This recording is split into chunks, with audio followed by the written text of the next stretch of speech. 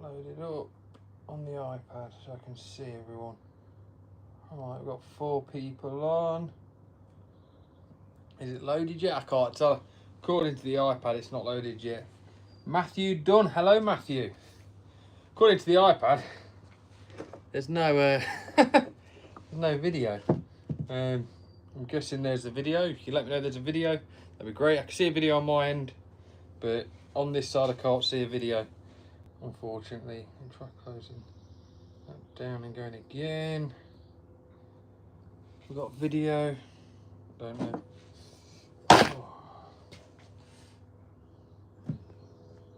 Yes, we've got video. Because the iPad running very slow. All messages. Tell us about your second Splitter 400. Yes. So, as you can imagine, it's been a very busy week. I've been really struggling this week to keep up with everything. I mean, not down a bit because I've got to make up some. Oh, it's still there. Actually clicked on it. There we go. So yes, it's been a very, very, very busy week. On Friday, picked up the second Splitter 400. Absolutely over the moon with it. We're very, very busy. I'm booked up for the next 3 weeks solid with mobile processing with the Splitter 400. So if you do need us and you do want us to come out to your site, get in touch, because you know, as we get further through the year, we build up quite a lot with a lot of requests. But yes, it was really great to see everyone down there at Fuelwood, and I'm down there on the opening day. It's a magic shining new machine. It looks absolutely brilliant. Have a thought about other options like Jeppa, Hacky Pilky, pallets, maybe Tajfun? Well, personally, do you know what? I grew up in an industry, right? And I don't know if anyone else can relate to this. Is it Matthias, I think? Joe, when growing up and when you were a bit younger, everyone had a Jeppa. Everyone had a Hacky Pilky setup. That was like the setup to go to. And I feel like they fell behind a little bit. Now, I do like the Tajfuns. I know they have sometimes have an electrical problem on the joysticks, but they are great machines, very high output. The Hacky Pilkies, again, were very good machines. I'm not too clued up on the newer stuff. I don't even know if they've got newer stuff. I will look into that. The Jeppas are great machines. The Palexes, again, are great machines. For those of you that don't know, the Palex, the Jeppa, the Hacky Pilky are all under one company, really. So they're all like got their own twist on the machine, but they're the same company. I do like their machines a lot. I think they're great machines. But me, I'm personally a Uniforest guy. I got to see the prototype Uniforest, and I can't say too much because it'll get me in trouble. But your boy's going to be testing it out. There's some great features on it. It's an upgrade of the 4020 Premium. It's literally the same machine, but it's just kind of been... They've listened to us, right? They've listened to the end user. They've listened to Fuelwood, and not many companies do that. And they have changed and added some great features to it. Again, I can't say too much because it was a prototype model, but I will be one of the first filming it, and I will be testing it, and I will have it potentially in the yard. And I think you're all going to love seeing it. Can you do a kindling video? Thanks. Funny enough, Matthew, I have just started filming 2 videos. A video for kindling and how we can produce it either with the Uniforest to cut the rings ready to go onto the Splitter 400 itself. And then I've been working with Peter at Fuelwood, and we're putting together a video for, you know, the difference between, you know, if the Splitter 400 does kindling, why would you want the Kindlet? Or why would you want the Kindlet Pro? And it's all about volume, and we've got quite a bit in the works there. So it's going to be an absolutely brilliant video. So I have got that in line, so you're going to be seeing that.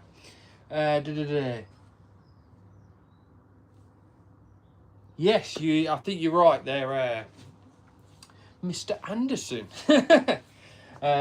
Matthias, yeah, you're quite right.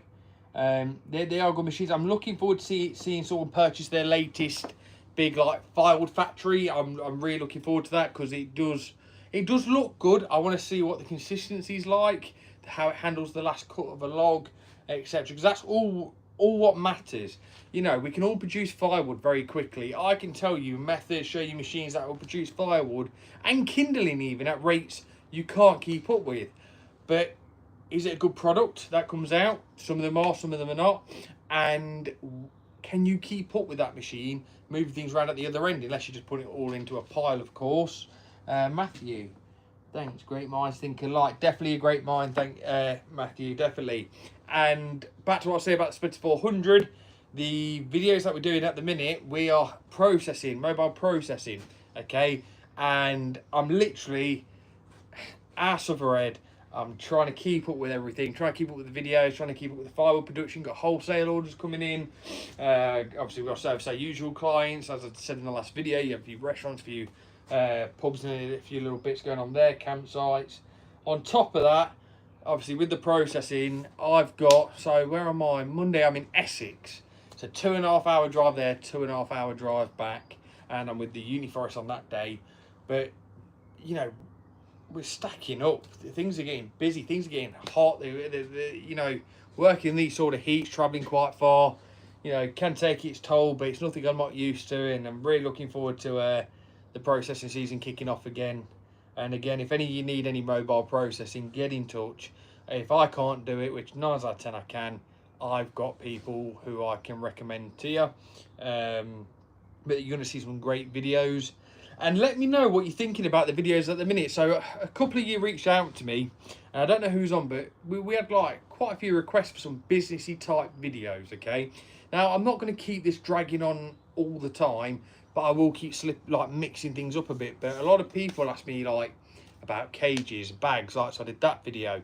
And they said, right, from that video, can you do some businessy things like, how do you run your business? What do you do? What do you do for that extra income? How did you get to where you are?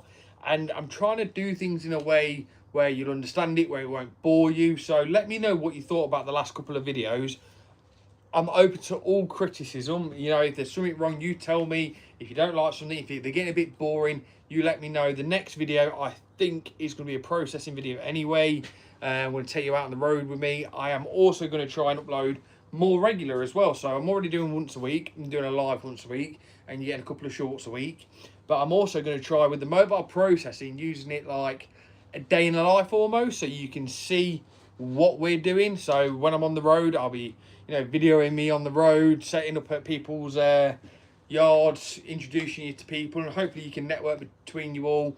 And if you see something that that you like, you can have a chat with them, and you never know, you might meet someone on there.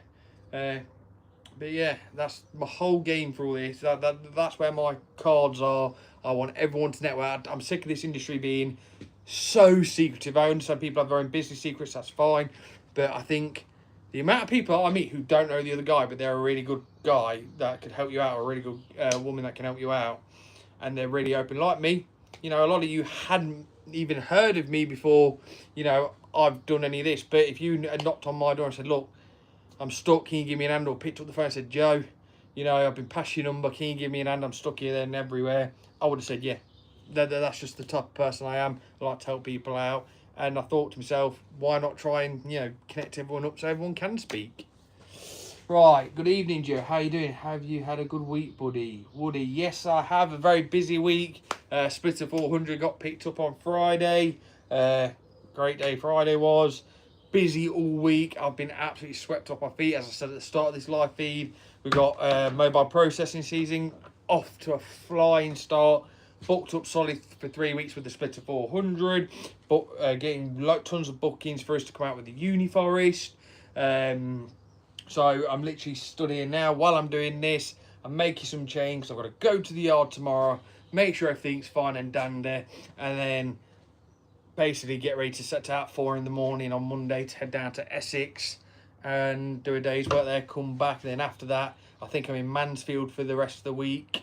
I think I'll have to double check the diary. And after that, I'm 5 days towards Chelmsford for for 5 days. So that's going to be fun there and back every day with the Splitter 400. But yes, thank you very much. Has everyone else had a good week? Ross, is your new 400 3-phase? If so, what kVA generator you are using? So the answer to that question is no, it's not built in 3-phase. And I'll tell you why I didn't want to go for that sort of model. You can buy a hydraulic power pack like I have, that's petrol, that will power that machine, okay?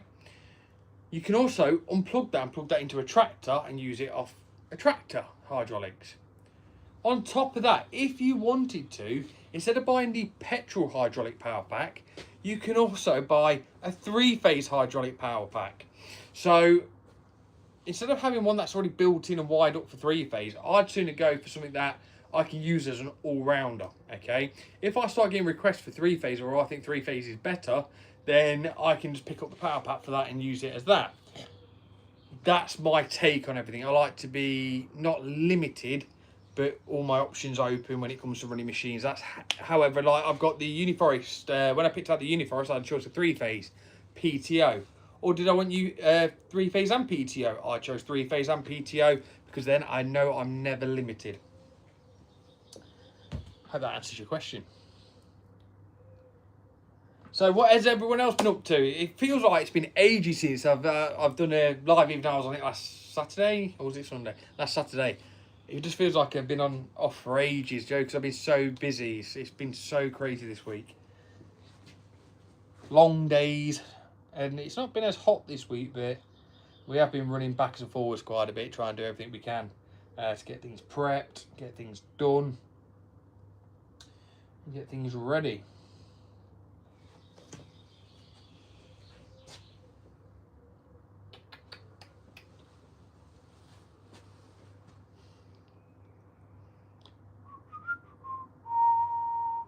Right.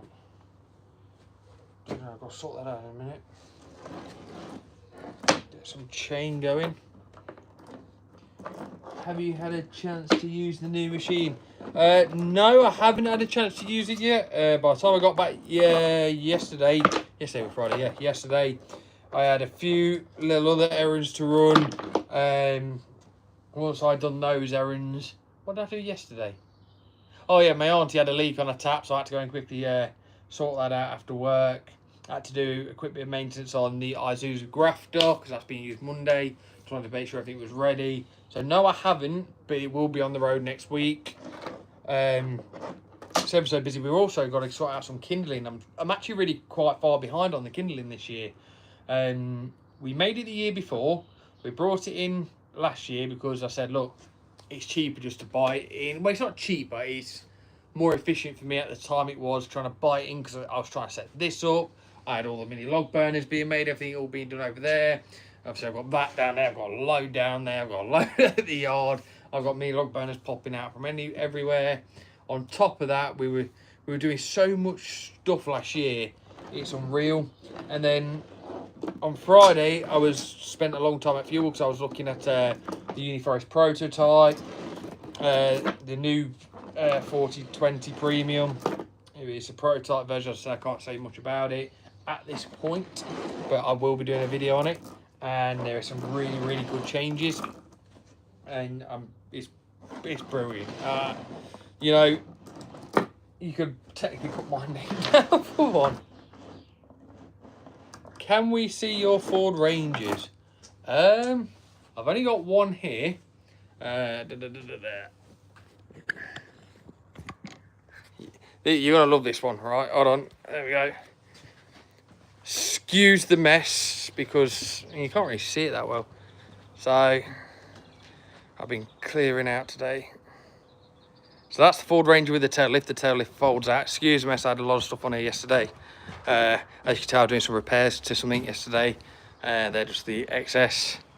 But essentially, there she is. But she's a powerful beast. She runs all day long. I've got a few. So Jake, he drives one. And the one he drives, actually I brought back from the dead. Spent a while rebuilding that engine. And then he ran it, set off the alarm. There we go. So, but what I'll do is, I'll get it on the feed chart. There we go. So I'll get it sorted for you, and I'll get it on the next live. And I'll put them all in a row. I'll upload it to the page. I'll upload the photo to the page. Yeah, amazing Ford Rangers. Love them. Can't get enough of them. I'll rebuild them to the day I die probably. I've got engines. I've got gearboxes. You name it, I've probably got it to repair. The good ones.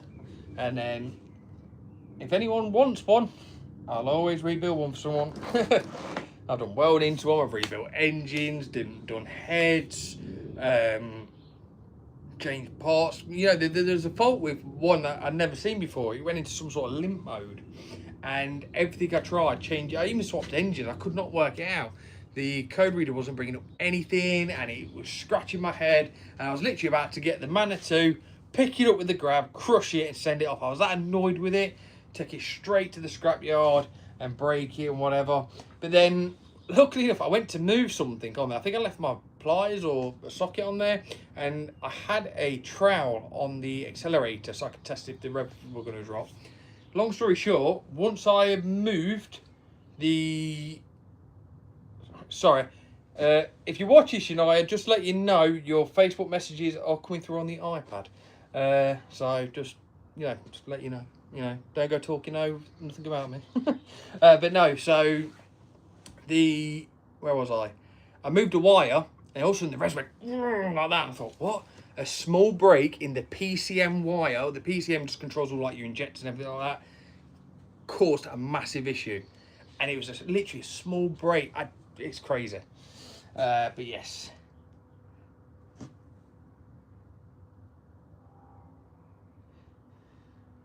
So I will reach out to them, and I'll tell you a bit of something interesting that I found out about EHS. So EHS was based off the Posh machinery, okay? I think there was a business tie there somewhere, and long story short, the EHS they made as a cheaper version of the Posh, and there's a few changes on it, because obviously passets and stuff like that, but they're based off of the Posh machinery as far as I'm aware.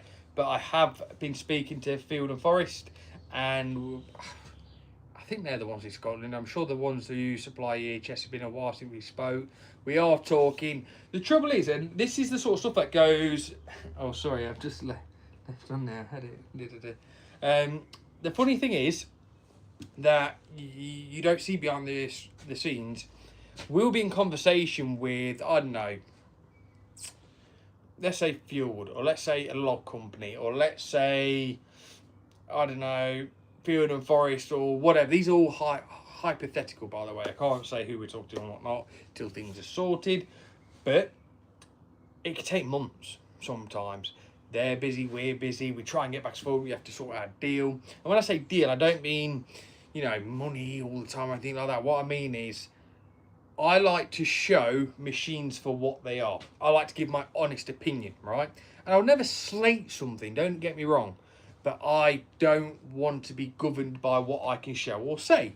Because I feel like I owe you to tell you the truth about something, my personal, honest opinions. And I just never want to be in a position where you cannot do that. So sometimes these talks take a bit longer. They think about it. Like I had one company, not going to say who when we first started out said, no, we're not interested. No, we do all our marketing. We're doing just fine. Don't worry about it. Thanks for the offer. See you soon. And then funnily enough, it was about a month ago. It's great to see you doing well, Joe. Blah, blah. We want to work with you. Can you do this? Can you do that? Love what you did for Fuelwood. Blah, blah, blah, blah. And they were dead keen, and to the point where I didn't have time to reply to the email. They were ringing me 2 days later trying to sort something out. So there's a lot that goes on behind the scenes, but there is so much coming this year in terms of machines, and there's so much filming that I'm doing, and there's some exciting sneak peeks. I'm going to be the first to show you a bunch of stuff, some prototypes, some, you know, other machines that haven't quite been released yet, finished yet. I'm going to try and get over to some factories if I can. I'm not 100% going to sort out visas and passports, stuff like that, but that might be next year. But it's going to be so good. I'll be like that go-to guy, you know, for machines. Evening, Colin. How we doing, buddy?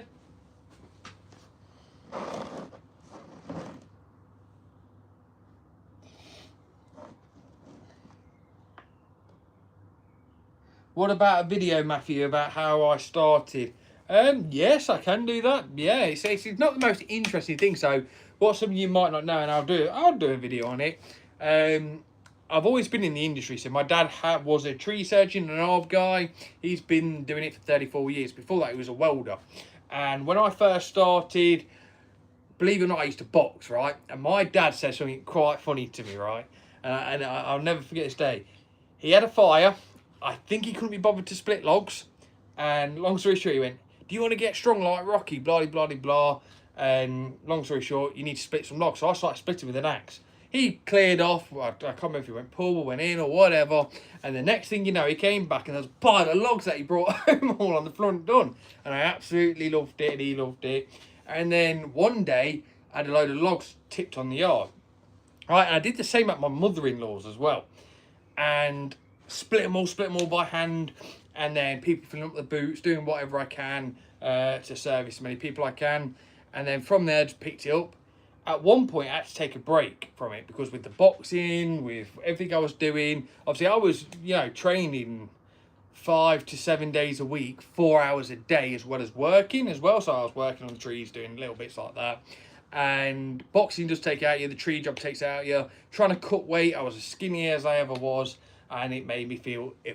Okay, I felt weak. I felt 75 kilo. I'm naturally 85, so imagine losing 10 kilo right now and trying to do your full day and boxing without eating. So that took it out of me. So I took a break, and I'll be honest with you, my dad stood back when we're doing a job and he went, look around you, right?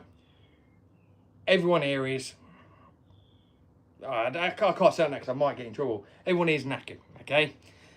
You don't want to end up like that. The money's in plumbing and electrics. So funny enough, I went plumbing. And I did it for quite a while. On the same time, I was still doing a bit of firewood. I hated it, right? I hated the plumbing. The tiling was all right, but I was mainly plumbing whilst I was trying to do everything. I was still young, still trying to learn. I needed to get back outside. I could not be in another person's house. It was driving me absolutely nuts. And then literally, as a leap, I just chucked it all away. I went, sell up, done. And my right-hand man, Jake, so if Jake's watching this, he sometimes does, stood by me. I said, Jake, come on, let's go and do this properly. And one of the other lads as well, Niall, at the time, said, yeah, I'll come along. He's moved on to such good things at the minute. It wasn't quite for him, but we did firewood and we've built it up. And I'll go through all the details, but we started off with an axe. Then I went to a splitter, and then we took a massive gap with just running a splitter, do everything as cheap as possible, tree surgeons tipping, anything we could do to get free wood, logging things up for people. A storm comes, we're there logging, helping out the local tree guys, late evening at night, just say, look, give us logs, we'll come and help you firing up the saws. And we had such a good stock of our waste, we said, look, let's buy some lorry loads. From there, I was logging up lorry loads. I could log up pretty quick. Every day I was logging. That's all I was doing. Big 25-ton Arctic lorry loads, logging all day long. I thought, you know what? We finally made a little bit of money. Is it worth taking that leap to a processor?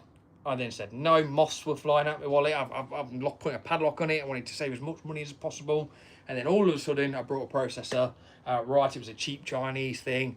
Weren't happy. Had that for a year, and I went, nah, I'll go back to logging. And then I went and started buying proper machinery, and it just built and built and built. And then now I have what I have now, essentially, in like a nutshell. So if you could follow along with that, great. But if you didn't follow along with that, I'm really sorry. What's your opinion on sweet chestnut firewood? I've got a decent amount, straight 18-inch diameter. Not sure just to log it up or get someone to mill it. Do you know what? That's a good question. Firewood wise, chestnuts are okay wood. Okay, it's not a common wood. You can buy, you can do stuff. Milling, it has a really nice grain. So if you're going to mill it, you'll find some more money in it essentially. So if you can sell it on to someone or get someone to make what you want to make out of it, do it, because it is a good wood. There's a lot of things about drying it, waxing it, stuff like that, just to keep it protected at the time. But it's something that, you've got to take in mind. Firewood, I'd say is okay.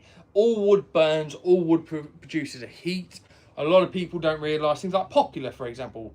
Popular is a firewood in the UK. oh, not firewood, a type of wood in the UK. A lot of people use it for kindling, but people don't actually know what Popular was used for. Now I'm going to give you a quick chance, without Google anyone, can you tell me what Popular was the most common for? And I think 99% of you have used it.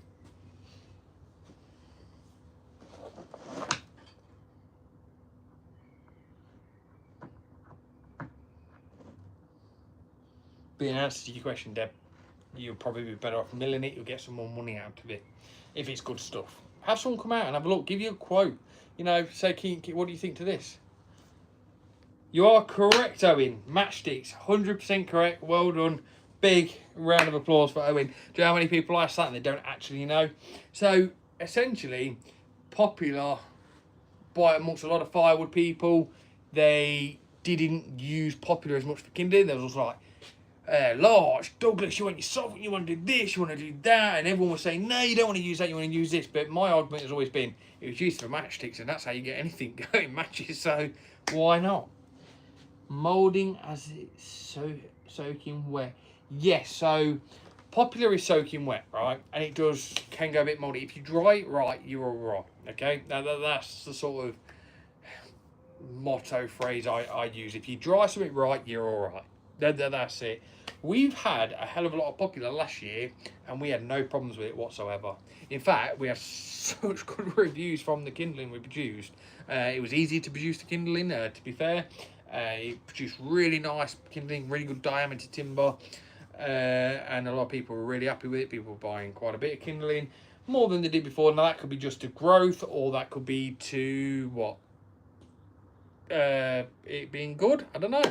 Hello from Canada. Hello, Champion Firewood. How you doing? I really want to go to Canada. That's actually pretty cool. I love Canada. Canadians are great. And Americans. They're all great. Everyone's great. British are great. There's a thing about Britain that I've always liked. We're the most mardy but happy people at the same time. we really are. So we've got quite a few people on at the minute. So what have we all been up to? Has everyone had a good week? Anyone got any questions? Anything you want to ask? Want to make some chain? I can angle it down so you can see me make some chain if you want. If I'm going to make some for the 500i, I've already made one for the 661. Got tons of logging next week. Has everyone been producing the firewood? I've seen a lot of people filling the barns up already. It's going great.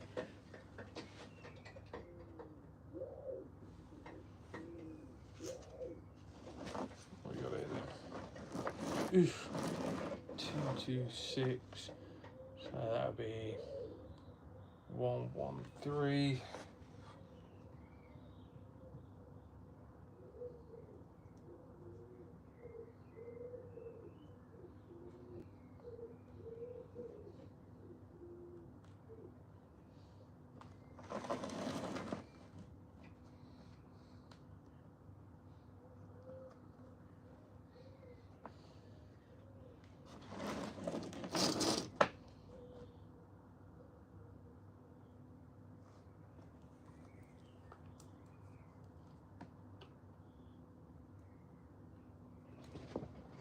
Doing great, awesome weather today, being out of the house, running chainsaws. That is my favourite thing to do. Chris, who sometimes comes on here, but I do a bit of work with, he was in the mobile processing video, the setup that we went to do.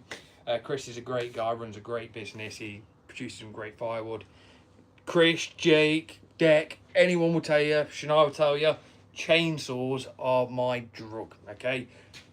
If I haven't ran a chainsaw in a while, I itch to run one, okay? That's just literally who I am. The smell of the fuel, the running of the saw, you can't beat the sound, the noise. You know, I love chainsaws. Sometimes I'll operate a chainsaw over a processor, okay? It's just one of my favourite things to do. I'll purposely go out and buy oversized timber just so I can run my chainsaw sometimes. I absolutely love it. Absolutely love chainsaws. What chainsaw do you run?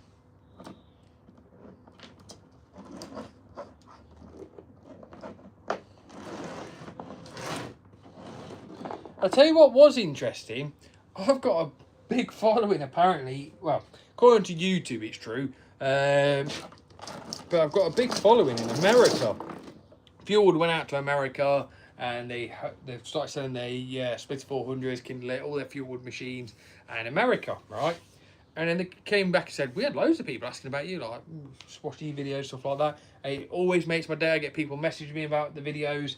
Oh, it makes my day. It really does. So I appreciate all the support, everyone. Wherever you are in the world, I appreciate it. A lot of people watch these afterwards as well, the lives after.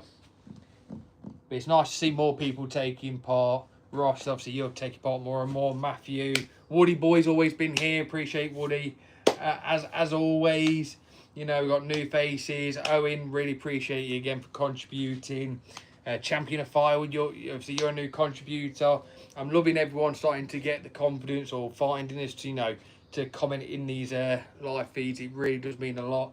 I know a lot of people still don't feel as confident and they message me after the live feeds, and I'm okay with that. I try and help everyone as much as I can, you know, afterwards if they have questions. But I'm really loving the community we're building, so I really appreciate you all. Run everything old and new, big and small, all mates. Any saw that starts, runs, cuts is a good saw to me. Do you know what? Spoken like a true sawman. I love it. I love it. Yeah, saws are a saw at the end of the day. As long as it cuts and it cuts well, you're all good. A lot of it's in the sawmanship, okay? As the champion of Firewood will tell you, he's the champion, you know. It's all in the sawmanship. What you can do with your file, sharpening your own chains, what you can do with the saw, the bar, knowing everything, knowing how to control your saw as well. A lot of people don't know how to adjust the carb. You know, you need a bit more power. You know, tweak that carb a little bit. Not running right, sort it out. A lot of people don't know how to do that nowadays. But no, champion of Firewood. Take my hat off to you. That's said like a true champion. Right. I'll tell you what, I'm going to angle this down because I think this will look a bit silly there when I keep looking down. See, usually I can whip up a chain pretty quick, okay? But the issue that I've got is, because I get distracted by the live feed, I keep losing count. So I'll have to keep counting. So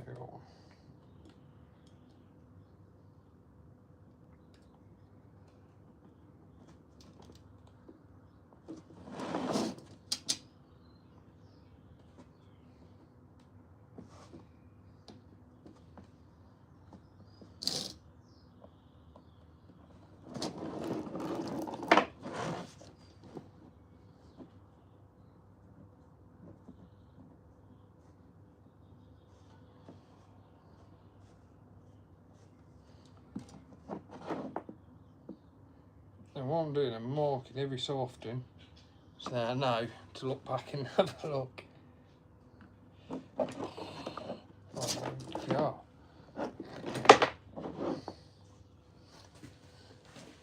What's people's thoughts on the Husqvarna 592 XP?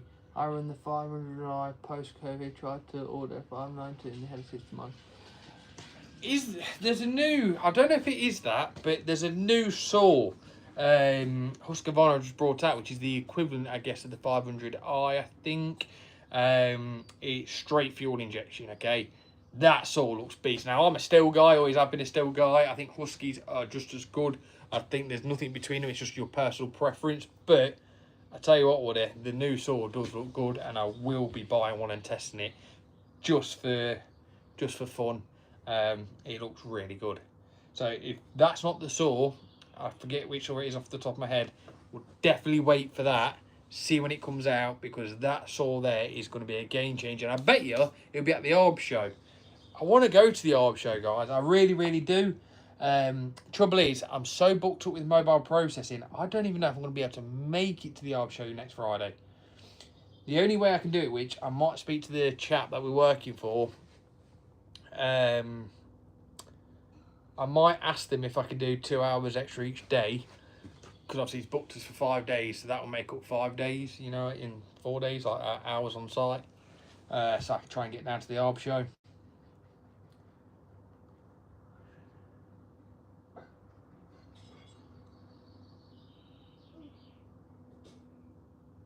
That sounds like a lot of links. that's because it is a lot of links. It's 84. I thought it was 84.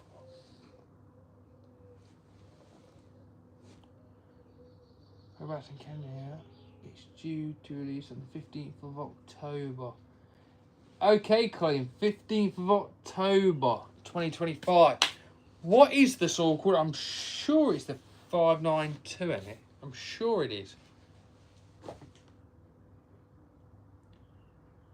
It's Husky 564 looks awesome. I'd love to try it.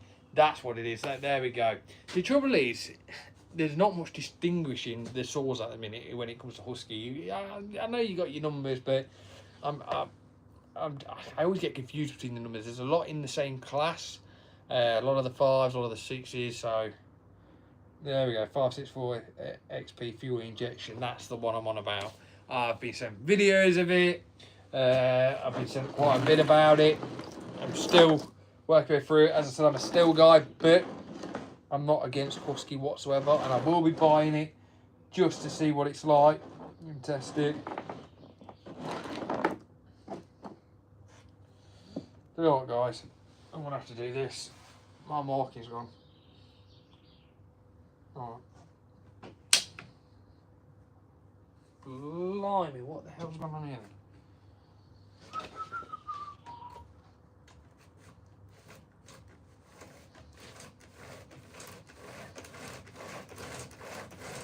I'll sort it out in a minute. Right, what else we got? Colin, I think you lived in Canada for a while, didn't you? Oh, what we got? We got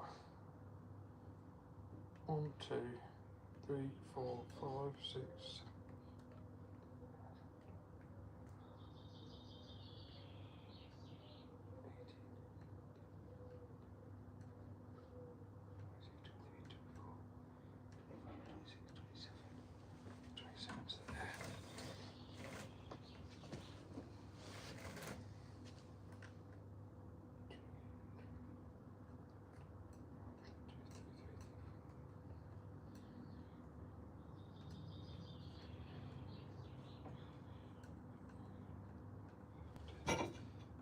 One,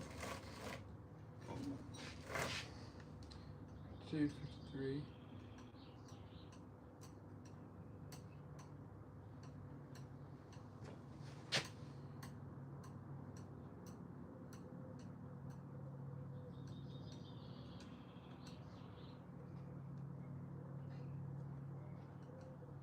That's funny. I did have it right. I just wanted to double check. It is right. Just 84 sounded so strange. Like 84. That's why I prefer my bigger bars. I know it all the while. 113 links. You can't go wrong. That's 84. So I did mark it right. Happy days. So there's 50, 51, 52, 53, 54, 55, 56, 57, 58, 59, 60, 61, 62, 63. 66, 67, 68, 69, 70.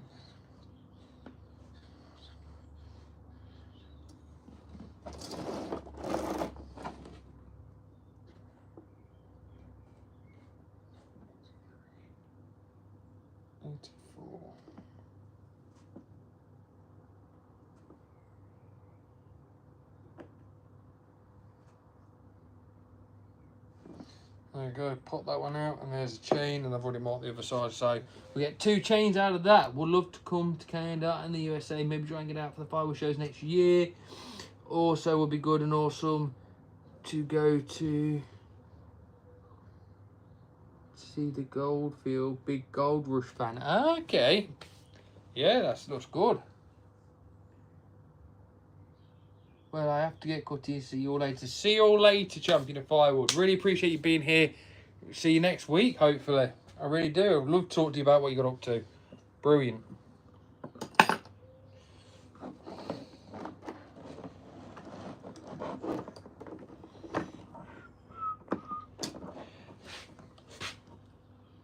Yeah, if I remember correctly, I think I broke last time this breaker.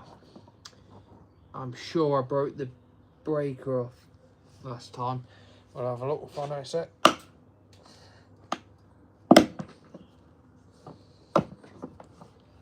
Soon find out if I did. Yeah, I thought I did. It's a pain in the ass. Now, every time I break something, that happens. Right, okay.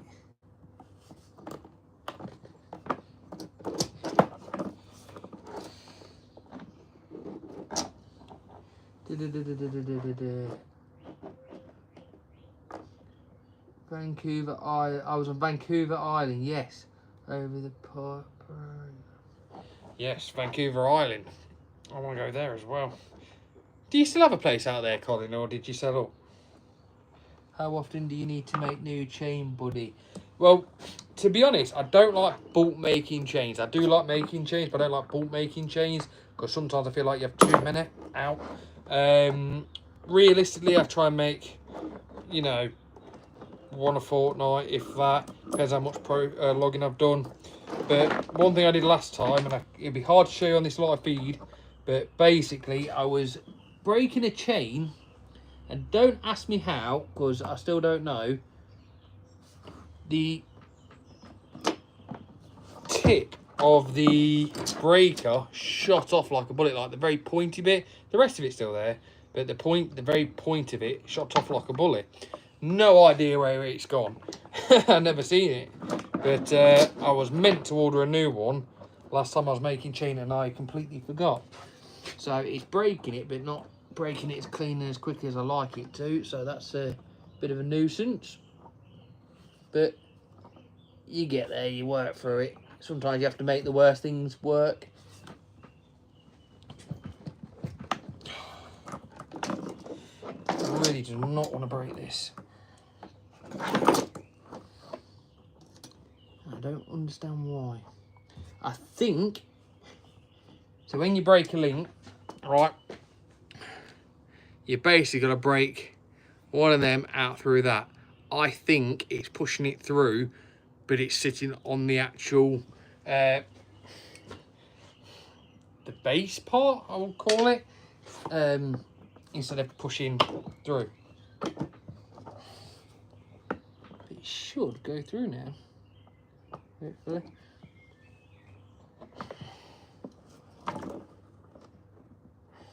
If not, the grinder's coming out, put it that way.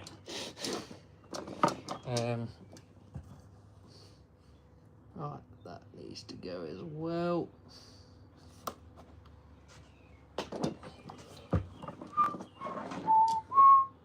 So, it seems I'll be over here for a while yet. The amount of work coming in now. So most of these are a bit still have somewhere to go back to. Do you know what, when you go back over there, Colin, you give me a shout. I've always wanted to go down there, see what your setup's like down there. But no, you're getting very busy, I've heard. At the moment in NI, we have a shortage of... Where's NI again? Northern Ireland, I think it is. We have no shortage of farmers and retired people selling timber for nothing. Cost of materials, fuel and labour won't cover the costs of these people here. Well, what you can say to that is, they can't do it forever, okay? You can always acquire new clients, and I would always say it's about the product you produce. You got to ask yourself, do you produce a good product? Does your market require a good product? So, are they selling good wood or are they selling rubbish wood? You know, and if they're selling rubbish wood, you've got to weigh in, okay? And there's so many things you can do to, you know, get new clients, which I'll go on to in a sec. But if they're selling good wood and at cost, how long can they do that for? They're just making ends meet. They could be a retired farmer, but at the end of the day, if they're not making anything from it, they can't do it forever, okay? They cannot. So they've got to make their money somehow and some way. So that's the first thing I'd say. Second thing I'd say, the best way to market is to show your product. Give some stuff away, Okay, whether it's nets, whether it's alarm going off. There we go. Whether it's nets, whether it's kindling, whether you give a free bag away. If you have, like, let's say an opening day or a stand, or go to a lay-by, do something at the right time of year, or as I said to you in the previous video, supply pubs.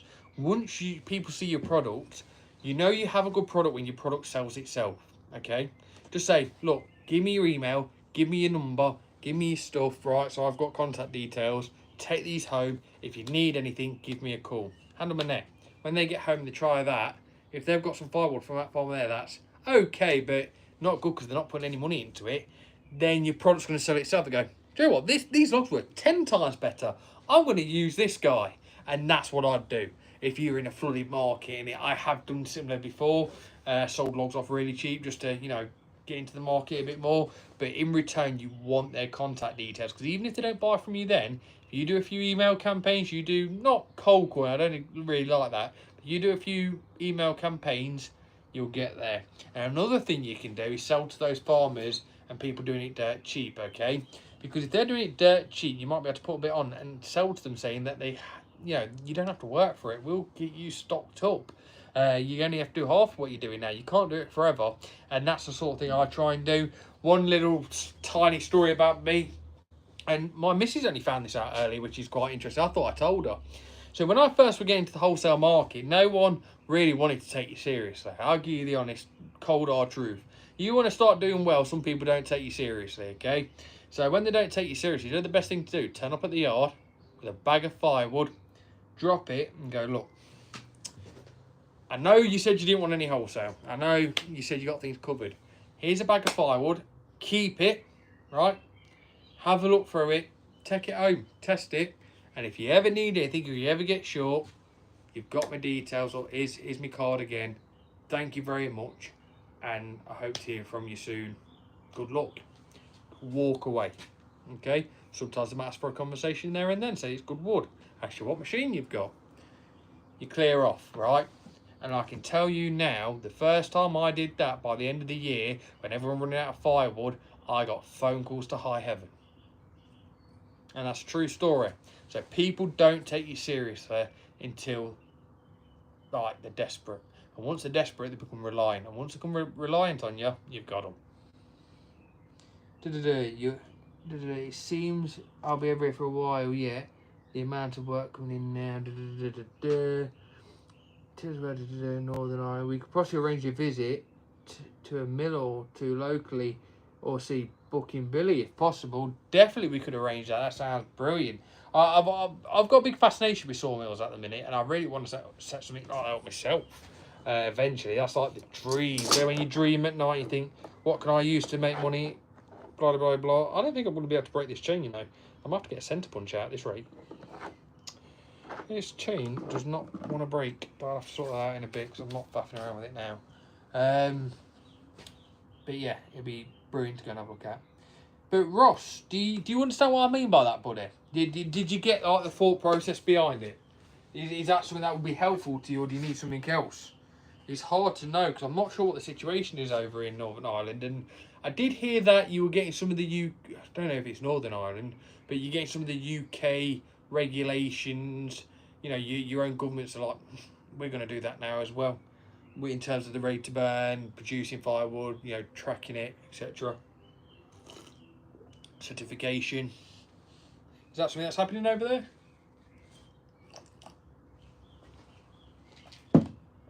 One thing that you can't beat, and some of you guys will know this, lukewarm tea.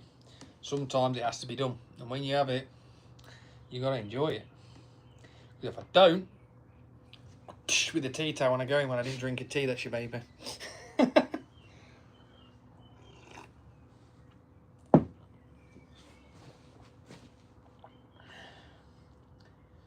Has anyone else got any questions? Anyone else, you know, want to let us know what you've been up to? Anyone new in here? Friends of old still here? Got 11 people on.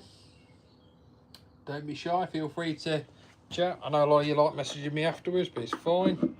Feel free, we're all friendly here. Colin doesn't bite, only sometimes.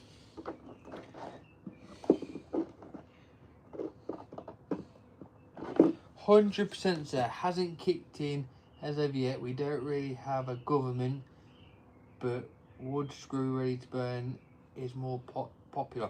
Do you know what? You've hit the nail on the head. It is a ridiculous scheme, I think. I agree with the knowledge behind it, and I agree with a lot of stuff that they say, okay? But let me ask you all a question, and if you agree, drop it in the comments. If you don't agree, drop it in the comments. I want to know what people's thoughts are. I agree to selling dry wood, okay?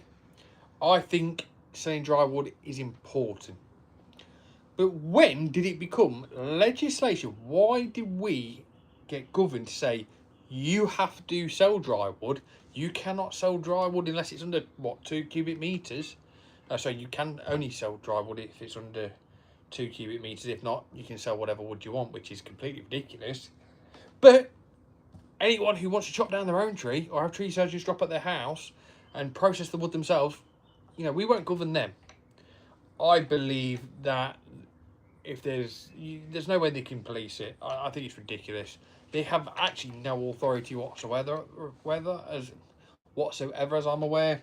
And whilst I'll always do the right thing because I believe you'll only sell wet wood once, I just never agreed with someone putting everyone on the back foot, saying you have to be a part of this. We're going to send you these bills. Here's your invoices. Blah blah blah blah. For what? Okay, for absolutely what? They've reached out to me a number of times trying to get me to join up, and I gave them the finger a very long time ago.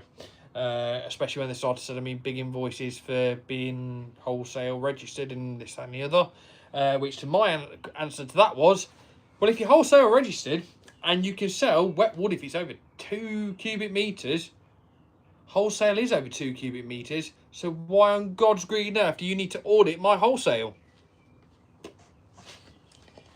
I think it's best to sell dry wood, but if someone wants to buy green wood, allow it. Yeah, I think it's all about managing expectations. If you're going to be a con artist, right, and say you've got bone dry wood, it's the best wood you've ever seen, and it's absolutely awful wood, then that is your fault and you will lose customers. I think that is the trouble of it these days, right? You are responsible for what you do. And if your business doesn't thrive and it's something that's happened because you're selling rubbish wood, then that's your own fault. No one can cry about it, but it should be your choice. And that's what I think. I think if anyone wants to be governed, I think they should send their trading standards or wherever they reckon they're going to send down to any of these firewood suppliers, send them down to the homeowner's house, all right? If their annoying neighbour complains about smoke, send them down. Get them to an audit on the chimney or test their own wood. It's nothing to do with this, that's the only bit I cannot work out and what put me off straight away. If they hadn't asked to basically, they sent me an invoice. I'm sure it was either £700 or something like that, or 500. I can't remember what it was, because they wanted to audit my wholesale, which I could not work out, and that's the only reason what made me think, hold on a minute, what's going on here? You know what I mean? And I could never work it out. Okay, I could never work it out, and I thought this sounds like a con then. Even though it's not, I know it's a government scheme, but you're billing me for something, but anyone else can sell green wood over 2 cubic metres, okay? Wholesale is going to be more than 2 cubic metres, I don't understand it. And the thing that put me the most on the back foot, and do you know what I found out about this whole thing, all right? And I don't know if they'll monitor this or get in trouble for saying it. I'm not 100% sure whether I'm allowed to say it or not.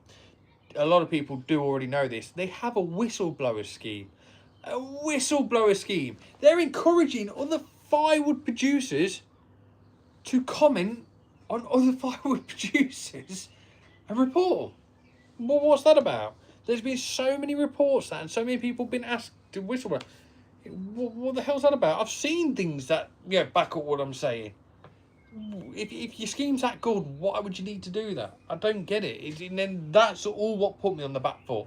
There's already some things in the back of my mind. Then I went, do you know what? I'm not signing up to this scheme. I'm not going to be a part of it until you can get yourselves clear, right? Until you can tell me this is who we are, this is what we're doing, this is what we want to see, and then you know what you're doing backs that up. then 100% I'll join. I'll part with my hard-earned cash. Fine. Until then, no way. And that's my rant over. I do apologise. The tied to the regs get the worst emissions and people start to burn. And get down. I think it's best to dry. But if someone wants to buy, you're all absolutely correct. But you know, if you agree with me, let me know. If you don't, fair enough. I appreciate your opinions. You know, I just don't understand it. That what difference does 1 cubic meter make to 2 cubic meters? If anything, you should be policing the 2 cubic meters that you'll have to sell a green wood for Woodshaw more than the 1 cubic meter, because they're going to be burning more of it. Oh God, I can't work it out. It's ridiculous. I've never had anything like it. I think you got more chance of a homeowner drying out 1 bag than 2. And as firewood people in this group, we all know what goes into drying our bags. We all know what effort goes into storing them. You know, we panic when we're processing and it's raining. God, for God's sake, you know what I mean? You're always on the ball. So, you know, let's see what these homeowners do when they get back from work and they've got to stack away 2-3 cubic meters. Some of them can't even be bothered. A lot of them leave it on the front for 5 days. While it's on the front, they'll be taking from the pile and chucking it in the burner. But no, you should always sell dry wood anyway. I think a good product will always sell. But there is a market for green wood, and don't let anyone tell you any different. There are people out there who will buy slightly cheaper. I don't even sell mine cheaper, but want to buy and sort their own stuff out because there's that many people out there saying they sell season when they don't. So they like to get it in early and hold on to it because then they know it is 100% done anyway.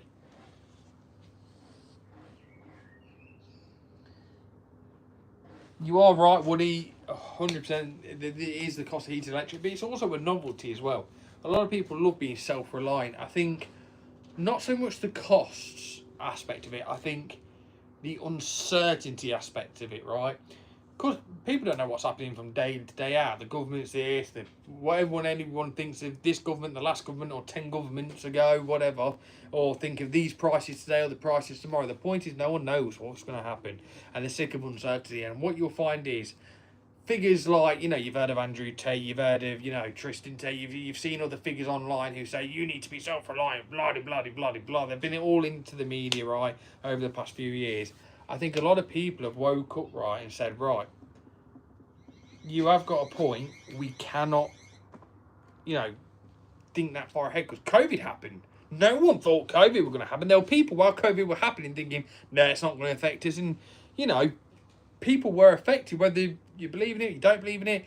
At the end of the day, we're all locked down. So I think that's why people are moving to log burners and being more self-sustainable, because they can guarantee themselves they've got heating, they've got wood, they've got whatever they need, and they can control that themselves rather than someone else controlling it for them. That's my belief, and I think that's why we've seen an increase. What was it? 1.2 million stoves registered in the UK over the past 2 years, right? 1.2 million stoves. I'm not 100% sure if that number's correct, but I'm 99% sure that's correct. All right. You think if there's 1.2 million stoves being fitted, okay? Now think of all the stoves that are in houses that were never registered. Before all this heat has come around and they've been installed in houses for donkey's years and they're never been registered. I've got a list as long as my arm or longer of people with unregistered stoves anyway.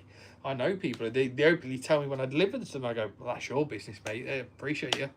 Thanks for sharing. But you think there's millions of stoves throughout the UK, and they all need servicing, and we're the people that have to service them. We need to go out, provide the firewood. There's one chap I know, I don't want to say his name on it just in case he didn't want me to, but basically he's up north, okay, and we were chatting for a while. He does firewood most of the year round. He also does chimney sweeping. He was going to go into stove installation, but he said, no, I'm going to stick with chimney sweeping and firewood and stove servicing, okay? It's a complete package. What more could you want? You know, imagine, you know, all the customers you build up, you know, whether it's through the servicing side, whether it's through the chimney sweeping side, you probably get someone else's customers. You can sell to them, well, I do logs too. Or when you do logs, well, I do this too. you're servicing your customer 3 times. That's crazy. That's 3 sources of income for every customer you have. If you can, sell to them all, that's brilliant. And it makes me wonder, why don't more of us do it like that? Are we too busy, or is there not enough money in it? Obviously, I've never looked into it, but it's not something I want to look into, to be fair. But what do you all do? Do any of you do chimney sweeping on the side or stove maintenance?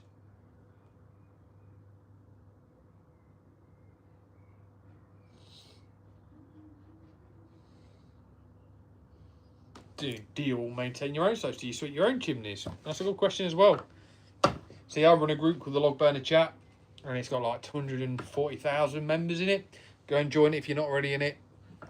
Join it, and you'll see me in there now and again. A lot of the people do it themselves. A lot of people, pay people to do it. So there's definitely a market for stuff. Evergreen Industries. Is anyone buying wood this week? I've got an Arctic showing up again. Quite out the woodland for a while, so got an Arctic showing up.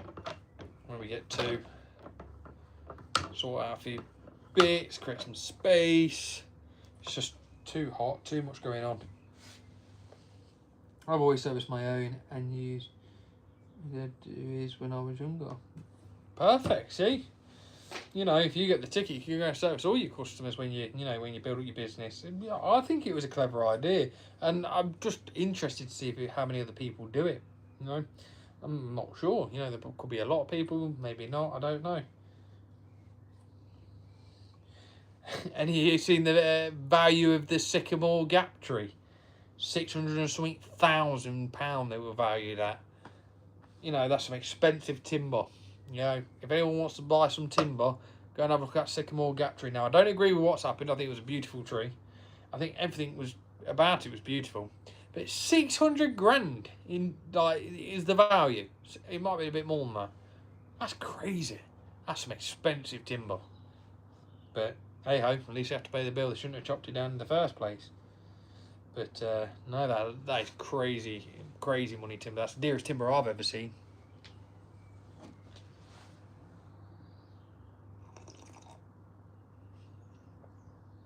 The tea has officially gone cold now, people.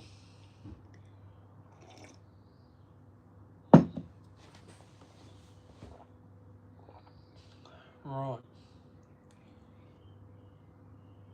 Do you need a ticket or something to go and chimney sweep? Now, yes, I'm sure you do. I'm not sure about in Scotland, but down this way we do. No, I'm all good. Are you sure? Yeah, thank you.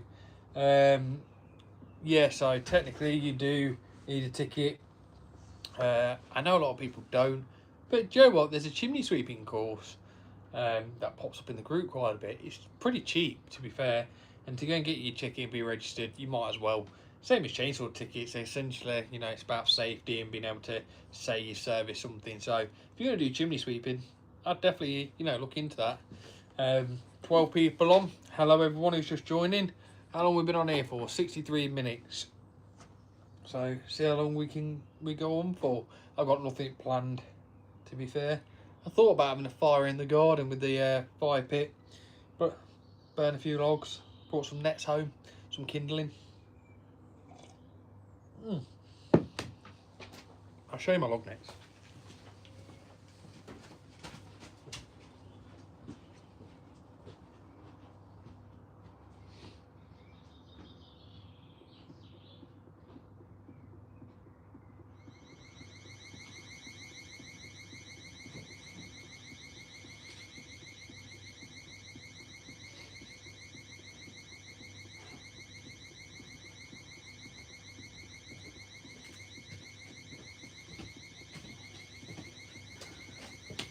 Sorry if you can hear my alarm system.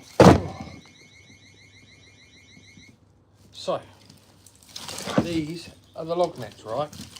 Now, what I say is, I'm going to be honest with you all. What price you charge for your nets? What, domestic or wholesale?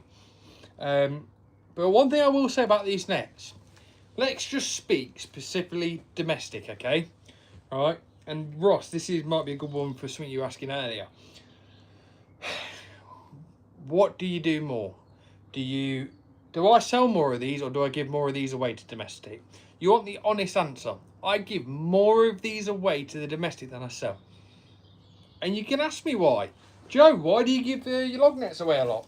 Because, alright, and it's a great marketing tool. Rainy day, right? You've covered your logs. You're going out to a client. You drop them some logs. Anyone with common sense would know that when they're offloading them or chucking them in a wood store, whatever they want to do, they'll be drier at the bottom than they are at the top. The top will have a bit of surface moisture just from the rain. It'll dry straight back out, okay? But you got to think, a lot of the people read online forums and they speak to people, or they might not even think about that. So like down there, these log nets, I give more of these away than I sell, because when I drop firewood and it's raining, or any of my lads do, if I see my lads go out, but you got log nets on, yep, brilliant. Rainy day, customers there, hello, thank you for coming, it's raining, I've got to quickly get them in. Look, cover them up. Here's some wood, here's one net, that'll get you through tonight. Don't worry about it, it's evening, you just finished work. Put your feet up, have a glass of wine, sort it out tomorrow. Boom. Okay, they might be panicking a bit because it's wet. Okay, you know, it's getting a bit wet, rain's on them. Yeah, you're trying to move them into your garden. Sorry, we can't stay and help, but here's a log net. And what we found was, at the moment I started doing that, our word of mouth recommendations went through the roof. Okay, now I don't actually 100% know for certain if I give more of these away than we sell. I can have a look and find out dead easy. But to me, I feel like we do. You know, with British weather as it is, it does rain quite a bit, and you could have like 10 different orders on a wagon. You can have 6 different orders on a wagon. But if you can service your customer, even if you don't do log nets, even if it's a kindling net, you can buy kindling nets for £2.50. For £2.50, right? You can then turn around and go, here you go, there you go, done. And that customer is over the moon thinking, freebie? That's brilliant. Let me let them know. These people were ever so nice. You should buy from them. It was even raining and, you know, I was panicking, but they sorted me out some extra wood or some nets. It really does help. And perfection is a lot of little things done right, as one man used to say, okay? And I've heard that saying from a chef, I think, right? We're never going to be perfect. We are never, ever, ever going to, you know, have the best businesses out there. We're all going to, you know, try our hardest, but you can never be perfect. You can't, you know, determine what the price of wood is. You can't determine what the weather's going to be like. You can't determine if your machine's going to break down or if it's not, okay? But it's, you know, your marketing and, you know, your word of mouth. You know, there might be bad things, there might be good things to say about all of us.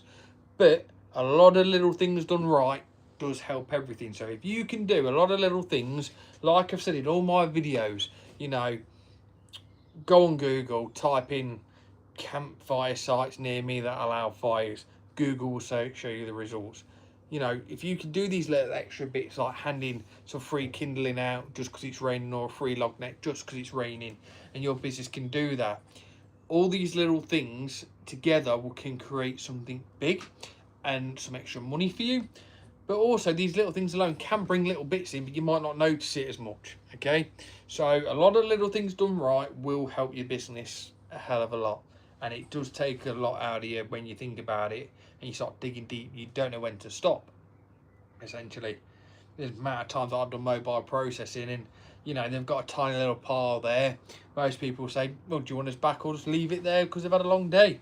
I've always tried to stay, you know, a bit later if I could. Obviously, sometimes, you know, you can't, and try and help them out. And that's put me behind for the next day, whether it's at the yard or I've come back mega late, you know, and I'm not home in time for the missus or whatever. There's so many things that you do, these little extras, and they do help your business. I really do mean that. So that is a great tip there. If you missed it, whatever, get some kindling, get some log nets, whatever you want to use. And if it's raining, I mean, not just like a little drizzle on off, absolutely pouring it down. And even if your logs are covered on the truck, just go, here you go. We know it's raining, we're looking after you. And it goes a massive long way, okay? Domestic wise, I'd say, I think we sell them at £7 a net. So it's telling me £7 a net. Might be 6. I'm sure it's 7. £7 a net, I think. Yeah. Don't sound right, but yeah. I deal a lot more with like the wholesale side and other bits. Mobile processing, doing a lot of the other bits of labour. I don't always remember the smaller bits. No problem. No problem. You can actually buy them in, from other suppliers for, I think, about £3.50 a net. We've done both, but trouble is, I don't know about you lot, and it'd be good to hear your thoughts in the comments. I mean this. I really do want to hear your thoughts about this. I'm going to do a video on it as well. I don't agree with importing timber into the UK. We export a hell of a lot of timber, and a lot of the time it gets sold back to us at a dearer price. I believe in British-backed firewood for, even if you're in America, American-backed firewood. Ross, true Irish firewood, right? You don't want our stuff. You've got your own stuff, okay? And I think because we're passing it around too much, I don't agree with it, okay? I don't agree with it. So I understand people use their business like that. If I'm buying off someone, and this is one of the reasons I stopped, believe it or not, didn't fall out, just said it's not sweet, we're not meeting each other with what we want to do. I don't want to buy imported timber. Okay, I don't want to be buying imported kindling and imported log nets. It's just not what I believe in. I know you can get it a lot cheaper. They can make it at costs with the low labour rates than we can. But I don't want to be a part of it. If honest hard work and time is going to beat my morals just for a quick extra couple of quid on top of it, on top of my profit margin, then that's not me. I like honest hard work. I like to be honest to all you lot. I don't want to be importing timber.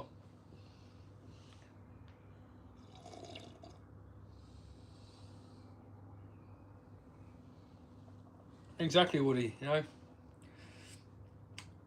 Greed destroys a lot of stuff, but that's just the way the world is.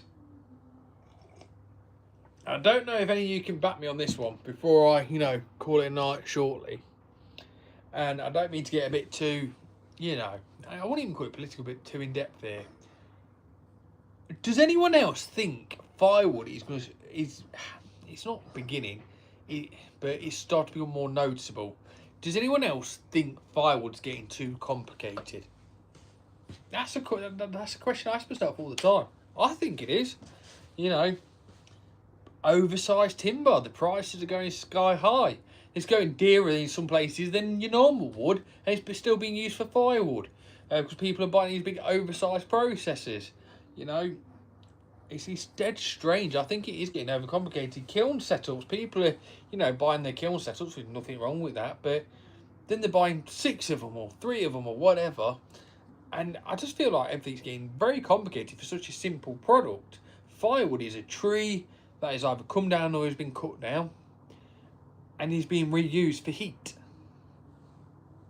Simple as that. It's been cut down and it's being burnt.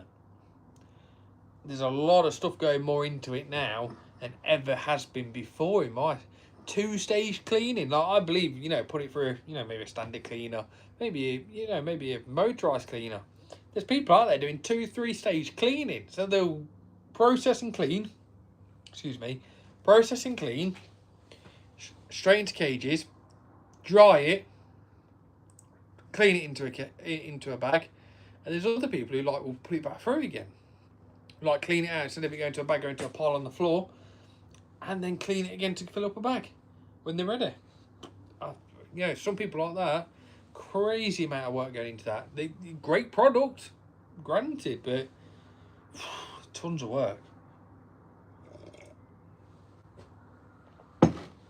There's a guy who buys firewood off me. I never understood how he does it, but he's brilliant at marketing. He buys wholesale, and he buys it about £63 a bag from me, roughly, for our wholesale. That's what we do. So between £63 and £65 a bag, wholesale, all hardwood, etc. And he sells it for £2.10. He gets £2.10 where he is. Okay, that's a good markup. When you think about it, good markup. And he's not overrun with people. He buys about 700 bags off us a year, sometimes a bit more. But realistically, like my head would say, drop the prices a bit, you're still making good money off it. Even if you did it to 160, you're still making £100 off a bag, whatever. But then, you know, you might be cheaper than everyone out there. You might be able to sell loads more of it and still make, you know, money in volume. I don't know. But I'm not going to call him because he buys offers and he's a great chap. But blimey, like, I couldn't even get £210, £260, £180 around here a bag. I think, you know, that's good going for people who are getting that money. I'm not even going to call them crazy. They're great business people who can get £200 a bag, £160 a bag. I think 150, I can see that. 130s, 120s even, I can see that. You know, £100 a bag, I can see that. But when you start getting into them high hundreds and you're going into 200s, you've got to have some firewood made of gold. Have a bit of silver in there, maybe etch the name on it, so each piece. You know, some crazy price out there for firewood at the minute per bag. But again, the price of timber's going up. Oversized is becoming more costly. That used to be cheaper than, you know, your regular timber. Oversized is becoming more costly because of all the bigger processes. Your smaller stuff is all being snuck into there as well. And one other thing that I will say is that I remember a time, okay, when, and I'm speaking like I'm old, and I'm not, right? I'm not. And it's, things are changing this industry so quick. Can anyone else, you know, drop it in the comments again. Can anyone else remember a time where what you order, you might order for £60 a tonne, £70 a tonne, right? It was cheap as chips firewood was, because firewood was the bottom grade of the fire, like the timber spectrum, okay? But what you ask for is what you got. If you wanted all 16 inch or all 13, 16 inch, you will 100% get that. Now it's like, get what you're given sort of thing most of the time. You know, everyone's quite busy, and they charge you more for it, really. So it's quite interesting how the industry changes. You know, I can't say that for everyone. Don't get me wrong. There are some people out there who are still really good, and you know there are reasonable prices out there. But you see it more and more. You know, processor grade timber is that a thing of the past. You know, people, you know, are selling on their invoices processor grade timber. Processor grade to me is straighter than normal, you know, not as bendy, not as many unions on it, like good timber ready for the processor because it's processor grade. But you know, a lot of the people selling the timber marking processor grade as the diameters basically will fit a processor, and you do see that a lot as well. So it's dead interesting with how the industry's going. I think there's a reset coming on the industry a little bit. I think we're seeing quite some good people, you know, pack up the businesses. We're seeing some good forestry people pack up, which is a shame.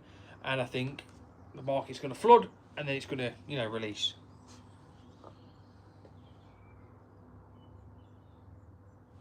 I couldn't agree with you more, Ross. We're the same over here. You know, you have your Facebook marketplace producers, and you have your real producers.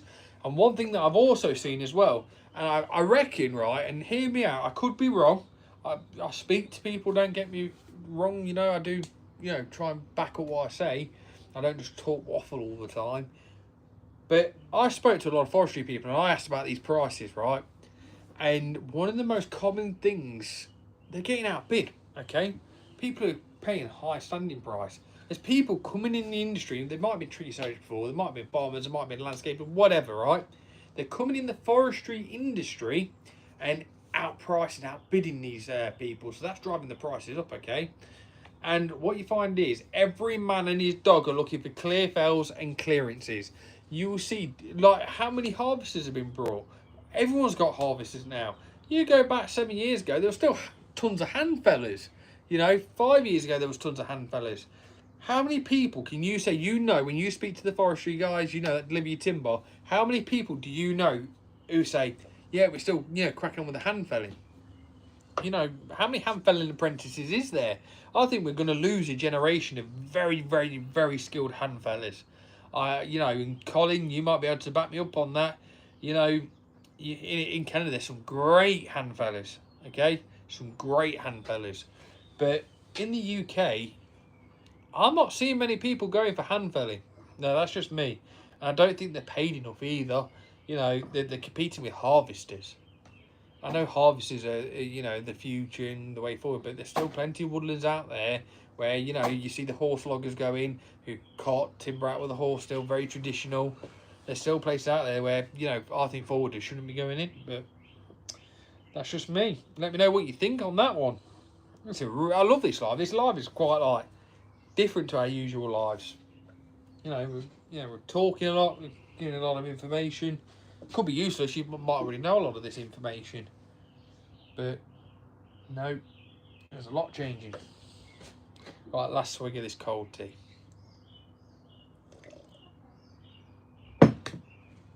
Done. Right, 14 people on. Has anyone else got any questions or anything like that before I disappear for the night? If you've got any questions, just want to say hello, let me know you still, like, who's here.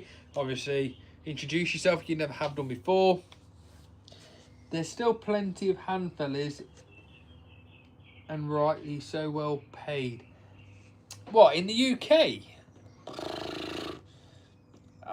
Yeah, fair enough, yeah. If I'll come down your way. Down south, yeah, I'd say down south. But there's not as many as there used to be. And there's not many young people wanting to do it, I'd say. But no, that's good. No, if you know something in... Where's BC?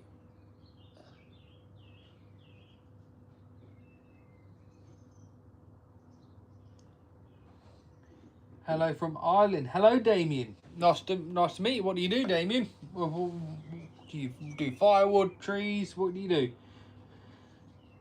British Columbia. Ah, got you. Yes. Yes. There are plenty that way, but like overall, I think we've lost a generation. There's some really good old boys. Yeah, I knew a bloke who was like 70 odd. I think he might have been in the Forestry Journal. He was still handbelling. Like, that's some going. And these old boys, they'll outwork me and you put together probably. There's a guy who's next to our yard, right? I'll ask my dad. I'm sure he's like 78, 70 something. He grafts like no tomorrow, even in his like early 70s, right? I went to do some fencing job with him. He asked for a hand. So yeah, he outworked me all day and I worked hard. I worked on in the ground. My God, that man outworked me. And, you know, I cannot believe it. Forwarders are not great for smaller areas of wood.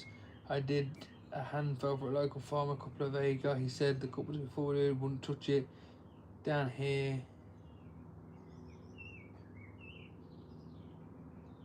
Yeah. Yeah, no, you're right, Colin. You are right. That's what I'm saying. That, you know, the skills out of it. So there's quite a few handfuls I know who went into, you know, forwarders, and I'm not knocking any companies, and you know, if that's the way forward, that's the way forward. But what we've all got to bear in mind is a generation is going, right?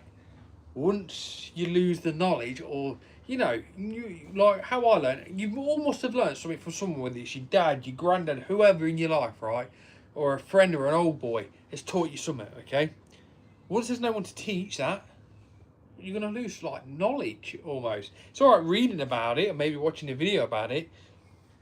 Excuse me, but Joe, when you're there on the floor with a saw in your hand, you're never, ever going to, you know, get the same experience again. Like, there's things that my dad has taught me that I've never seen anyone talk about.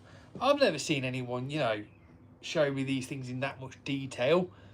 So, you know, when that generation's gone, I want to pass it on to you. I want to pass it on to everyone. You know, if I ever have kids, I want to pass it on to my kids.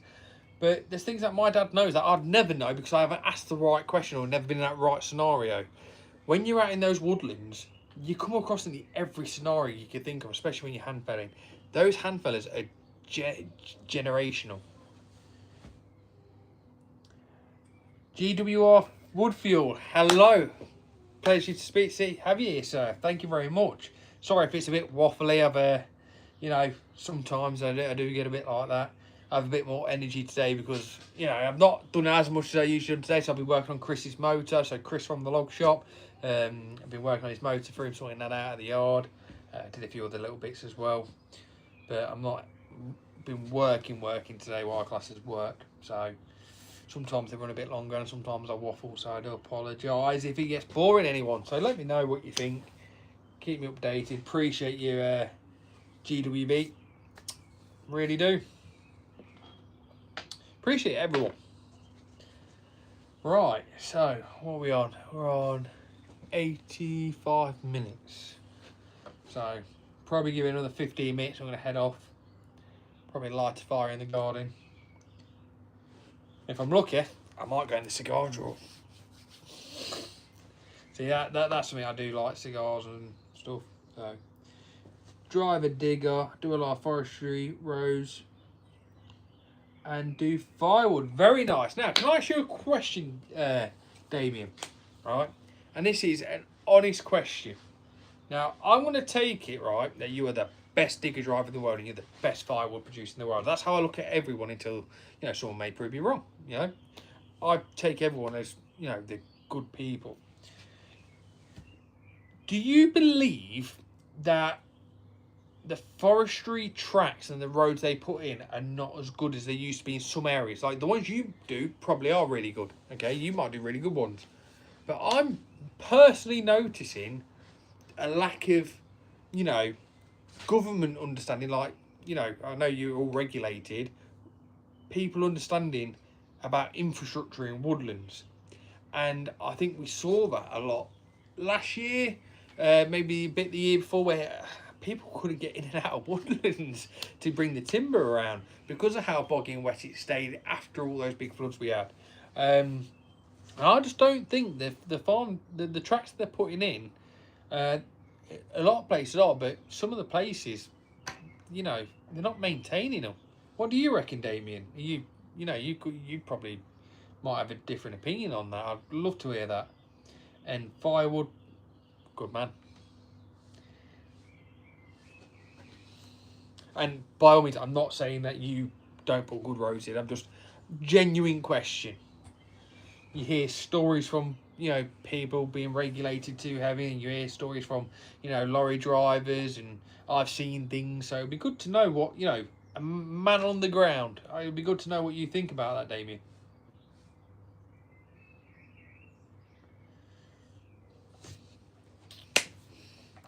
But I remember some old roads that I used to, all the old tracks that they used to put in. Some of them are still around.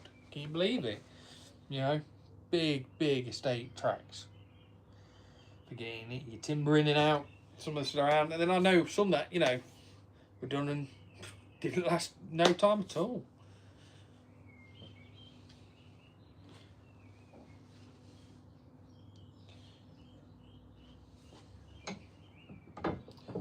But believe it or not, as well, one thing that can make a job more complex and increase the price all around on the job is some woodlands are what you call triple SI, which means you can't really do much work and they're protected, essentially. And when it does come to the maintenance, it is very, very difficult to meet the regulations and standards that they want. They might not want a big track to get in and out, to easy access, to so you can prevent ruining the woodland. But some of these people with a clipboard and paper, not really on the ground, and they don't really know what they're on about. I think they're good in textbook, but in real life conditions, I think they're going to struggle. I'm part of the believer that I think serving your time in the industry should make you if you want to be, will give you the privilege of being a clipboard man. Same as coaches and examiners. I think, if you're good at something, you've got a lot of experience, I think they're the best people to deal with. They're so easy to deal with. People who don't do the job or have never done the job but have, maybe learned a bit, done a couple of hours on site, to complete the courses, and, maybe had a temporary job. I think some of those do struggle to get on with a lot of people. It's very difficult.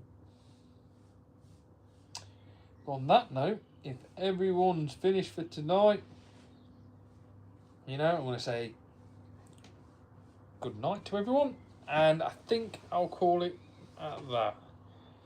See if anyone else drops a message. So got some really great content coming this week. I hope you enjoyed the last video. The analytics hasn't said that it's done the best. It's had good long view times. Not as many views as we usually get, but it could be a delay. Sometimes it is. Sometimes it takes 2 days for it to, you know, go through. To show on my end. But I've got 3 pre-recorded businessy things. We do upgrade a lot of old tracks, make a lot of them for Speckle Roads that are being done now are really good. Oh, that's brilliant. That's brilliant, Damien. You know what? You might have proved me wrong there. You know, if there's things going into the old tracks, I'm really happy with the maintenance, because from what I heard, I could be wrong, but I'm sure it was about a year or 2 ago, everyone was struggling with the tracks. I went down and looked at it and I thought, there's no maintenance been done on them. So, you know, that's really interesting you put that. I really appreciate you being here, Damien. Really do. Ross, again, I really appreciate you enjoyed it. I hope I see you next week. Colin, again, I hope I see you next week. And I will be seeing you at the Fuelwood Open Day. I think we're all going to have for a curry after. Looking forward to that. Woody Boy, thank you very much. Appreciate the feedback. Just a quick one while everyone's on it. How's everyone getting on with these businessy sort of videos? Just quickly drop a few comments if you can. It'd be good to know. Obviously, I've got a lot of firewood stuff coming in, but a lot of people have been requesting some businessy sort of stuff to try and help out. I've got like 3 more filmed, but I'm going to try and mix them in now with some of our day-to-day stuff. I'm out on the processor now, and the Splitter 400, doing tons of videos on that, and I'll be releasing when I'm allowed to some videos and stuff of the new Uniforest when it comes out, prototype that I've seen. I'm really excited for that. So there's plenty of stuff coming. Going to be trying to head down to see GWR as well. Get some filming done down there. Come and see them. They've got a lovely machine down there. He knows what I'm talking about. They know what I'm talking about down there. They've got a brilliant machine down there at the minute. Colin, looking forward to seeing you again, bud. Definitely be shaking your hand 100%. But if anyone else can let me know how they get on with the videos before I go, that'd be absolutely brilliant. If there's anything in particular you want to see.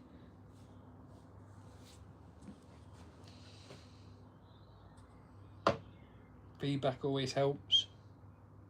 I love positive feedback, but I also love negative. Well, not negative, like constructive. I like the business stuff. It's what sets you aside from other streamers, in my opinion. Appreciate that, Woody Boy. What anyone asks me to do, I will always try and do, as long as it's sensible, obviously. Most people wouldn't share the business inside tips and stuff like that because they're worried about losing custom or someone taking the custom. Really enjoyed watching the videos. Really appreciate you again, Damien. As always, hopefully I'll be able to meet you at some point. It'd be great to see you. Shake your hand, sir. But no, as long as people are enjoying, I don't want to, keep them going. Good content conversation again, Joe. Yep, appreciate you. As always, Colin. So we are on the right track. That's always good to know. Thank you all again. You all make me Saturday. I always look forward to these Saturday lives. They're getting busier and busier and busier. I've had tons of messages since I've been on here, not just in the comments, but I've seen them been pinging on the phone. So again, we're building up that community, and we will all meet soon, I promise you. Love the financial aspect, as it's always a taboo subject. Thank you. Right, so I am doing something right. A lot of people requested it, and I'm just seeing what the feedback was, because I don't know if I'm hitting the nail on the head yet. I'm getting views, getting people saying they're good. But so many people requested it, I just thought, you know what, I'll do it. I'll be an open book. If you've got something you want to ask, you want something to try, let me know. My marketing doesn't work for everyone. Not every business is right for another business. Not every, customer is right for the business. Not every business is right for that customer, I've always believed. So I try my best to help everyone out as I can. If anyone's got anything else, they can ask me. So thank you very much again. I look forward to seeing you next Saturday. I've got tons to tell you about next week. Got some great videos coming in. I'm going to try and upload the mobile process that I'm doing every day for 3 weeks. I'm going to try and upload those as a regular. So I'll do it as a job-by-job basis for them, as well as my weekly upload.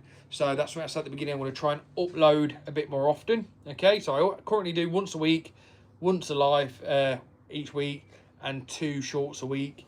I'm going to try and upload the mobile processing as I go along as a job by job basis, and that way you're getting a bit more from me in a week. Try and, you know, help out a bit more, keep you entertained as best as I can, inform you as best as I can. For those of you that are new, thank you again, and I'll see you on next Saturday, and a new video will be out on Friday. Thank you.